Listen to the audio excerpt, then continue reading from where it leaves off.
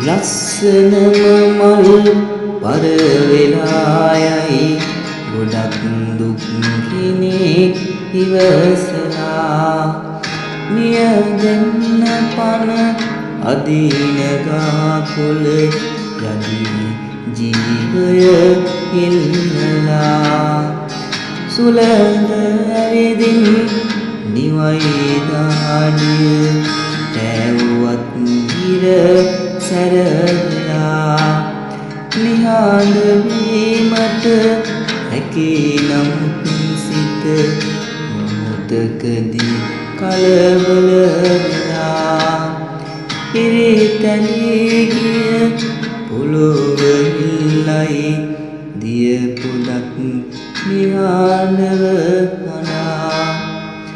ඒත් අහසට නැසුනේයි තාම ඇති නිහඬව බලා